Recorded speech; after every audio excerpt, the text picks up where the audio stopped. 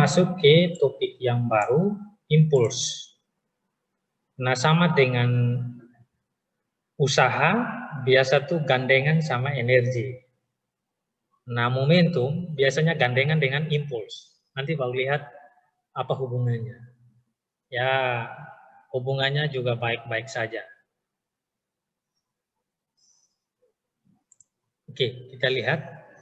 Kasus yang cukup menarik adalah jika gaya yang bekerja pada benda berlangsung dalam waktu yang sangat singkat, tetapi efeknya terasa.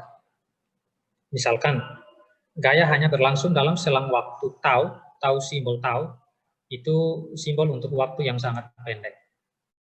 Contoh gaya yang ada pada gambar nanti kita lihat, walaupun berlangsung dalam waktu yang sangat singkat, namun gaya tersebut sangat besar, maka gaya tersebut masih sanggup mengubah keadaan gerak benda, bahkan mengubah bentuk benda. Contoh gaya semacam ini adalah gaya tumbukan, tabrakan antar kendaraan, sodokan pada bola biliar, pukulan pada bola golf, dan lain-lain. Umumnya gaya tersebut berlangsung dalam waktu kurang dari 1 detik, tetapi efeknya sangat besar. Nah, gaya yang semacam ini disebut impuls. Nah, contoh, kalau di contoh ini kan misalnya ada,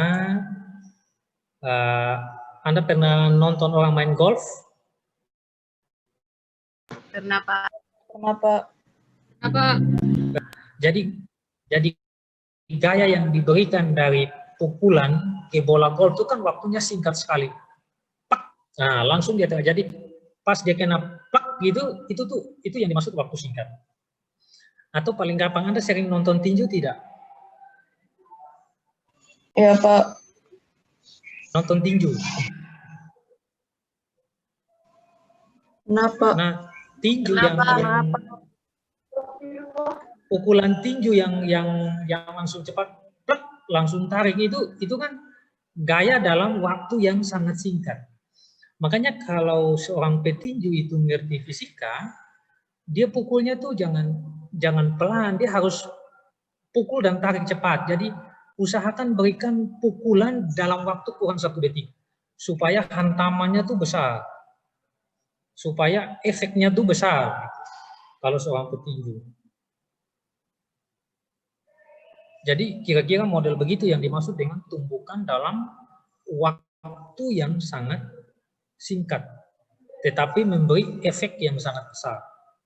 Contoh mobil dalam kecepatan tinggi, waktu tabrakan itu kan singkat saja. Push. Nah, tapi efeknya tuh besar sekali, bisa hancur 2 mobil itu. Nah, kayak gitu ya dalam membayangkan tadi yang dimaksud di sini. Nah, gaya yang berlangsung dalam waktu kurang 1 detik, tetapi punya efek yang besar, itu yang kita sebut sebagai impuls. Impuls itu kan gaya dalam waktu yang sangat singkat. Ini contoh gaya yang bekerja dalam waktu yang sangat singkat. Ini gayanya besar, tapi waktunya kecil. Besar, waktu kecil. Ini besar ke atas, waktunya kecil. Ini kurva gaya dalam waktu yang sangat singkat atau pendek. Nah, untuk mendefinisikan impuls secara matematis, ya kuantitatif, kita kembali lihat hukum 2 Newton, ya. Hukum 2 Newton, kan hukum 2 Newton itu kita begini, F sama dengan dP dt. Ya. Sehingga kalau dP-nya kita keluarkan ke sini, maka F kali dP. Nah, kita integralkan dari T1 sampai T2. Dari T awal sampai T akhir. Maka ini saya pasang integral di sini. Nah, maka integral dari dP ya dP delta P atau P saja F dt. Nah, karena gaya berlangsung sesaat, misalkan selama waktu T0 sampai T0 tambah tau, di mana di luar selang waktu tersebut gaya bernilai 0, maka kita dapat menulis ini delta P T1 sampai T0 FTT tambah T0 sampai T0 tambah tau FTT, kemudian T0 tambah tau T2 FTT. Nah ini T1 sampai T0 itu kan waktunya panjang, besar gitu ya. Jadi ini sama dengan 0. Tidak memenuhi yang dimaksud sebagai waktu yang sangat singkat. Kemudian T ini sampai 2 itu juga besar, tidak memenuhi. Maka ini adalah yang memenuhi sebagai waktu yang sangat singkat dari T0 sampai T0 tambah tau. Ini persamaan 3,37 kalau tidak salah ya. Oh, sorry. Ini ya. T, jadi ini delta P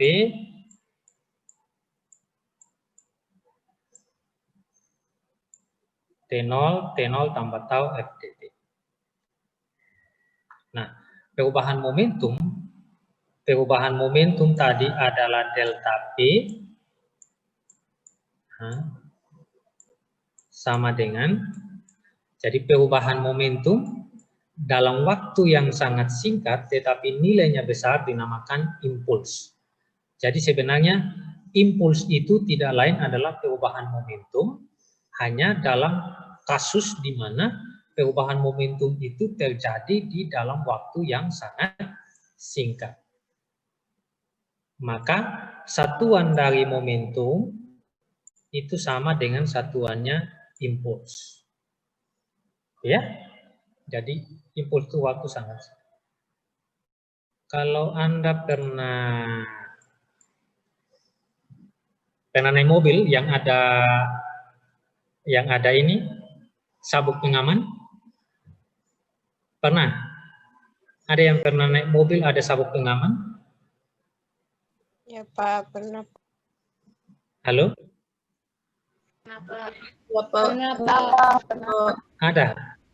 Ada pernah naik mobil dengan sabuk pengaman toh? Pernah toh? Pernah Pak. Nah, sekali-sekali nanti itu sabuk pengaman tuh kalau kita tarik pelan dia kayak elastis ya. Kalau ditarik pelan, coba Anda tarik sentak, nah itu dia langsung keras tuh, dia langsung. Pernah coba tidak? Pernah coba tidak di sabuk pengaman tuh? Pernah Pak. Tarik ya, kalau tarik pelan dia elastis panjang. Tapi kalau sentak dia langsung stop. Dia tidak elastis lagi, dia langsung kaku. Pernah coba tidak? Pernah Pak. Nah, itu prinsip impuls. Kenapa sabuk pengaman modelnya begitu? Nah, supaya waktu Anda naik mobil, waktu dia menabrak sesuatu kan dia tabrak tiba-tiba, dia tabrak dalam waktu yang singkat, kaget. Nah, ketika kaget itu kan tersentak, jadi sabuk pengamannya itu langsung kaku, langsung menahan Anda. Itu tuh prinsip impuls tuh di sabuk pengaman. Jadi waktu mobil nabrak, Anda kan kaget ke depan. Berarti sabuknya tuh kan seperti disentak waktu Anda kaget. Maka dia langsung kaku dan menahan Anda. Nah, coba Anda pakai sabuk pengaman tapi tidak tersentak begitu. Anda tarik begini kan dia elastis. Tapi coba Anda tersentak begini, sabuk pengamannya tuh akan kaku dan menahan Anda. Itu prinsip impuls yang dipakai di mobil di sabuk pengaman. Jadi waktu mobil menabrak sesuatu, kaget, Anda terkaget, sabuk pengamannya tuh langsung kaku. Maka naik mobil tuh harus pakai sabuk pengaman. Kalau terjadi sesuatu tuh Anda bisa aman, begitu ya. Kalau naik angkot memang tidak ada sabuk pengaman, susahnya begitu. Anda tabrak yang di depan Anda, di kursi depan Anda. Nah, ya. Oke, kira-kira punya bayangan tentang impuls? Yang dimaksud dengan impuls? Iya Pak. Saya.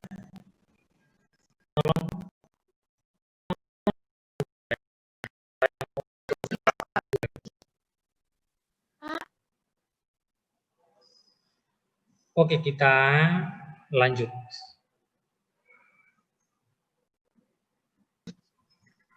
Nah, ini contoh mobil tabrakan menghasilkan kerusakan yang hebat karena terjadi dalam waktu yang sangat singkat. Karena waktunya singkat,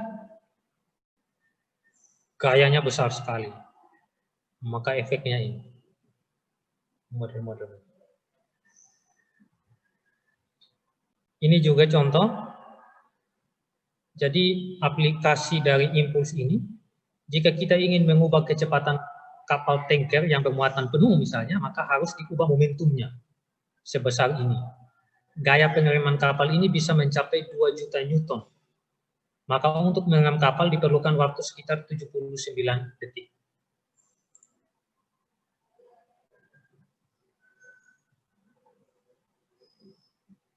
Yang mau ke toilet silakan ke toilet, jangan izin-izin lagi, langsung saja ya. Nanti Anda sakit lagi karena tahan-tahan. Langsung aja. Nah, sangat lama mengubah kecepatan kapal tanker hanya 1 kilometer per jam, diperlukan waktu sekitar 1 menit 19 detik.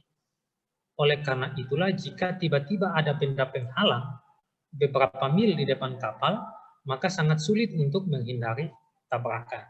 Ya, model kalau Anda yang pernah naik kapal itu, kapal kalau mau berhenti di pelabuhan, dari jauh-jauh pelabuhan sana, dia sudah kasih turun gas. Dia sudah pelan-pelan. Tidak pernah ada kapal yang zut langsung di pelabuhan, dia langsung berhenti jet. Tidak kan? Nah, dia pelan-pelan dulu. Nah, itu karena apa? Karena momentumnya besar. Untuk satu benda yang momentumnya besar, dibutuhkan waktu yang besar, yang panjang untuk menghentikannya. Gitu ya. Kasus di kereta api juga, di kereta api yang konvensional, jangan yang kereta listrik ya. Itu kereta api juga butuh, dia dari misalnya dia mau berhenti 2 kilo di depan, dari 2 kilonya dia sudah kasih turun gasnya. Gitu. Beda kalau mobil, motor, Anda gas-gas tiba berhenti juga masih bisa. Gitu. Nah, itu cerita untuk ini ya, impuls kapal. Anda pernah nonton Titanic? Generasi Anda ini nonton Titanic tidak? Nonton, Pak. Nonton, Pak. Ada yang Nonton, Pak. Saya tidak.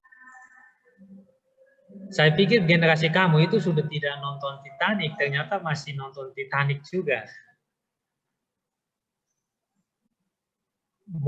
Mungkin penasaran orang sebut Titanic, Anda penasaran, Anda nonton ya. Kalau Anda lihat, itu kenapa kasusnya kayak begini tuh. Jadi jarak Titanic dengan gunung es di depannya tuh jaraknya dekat.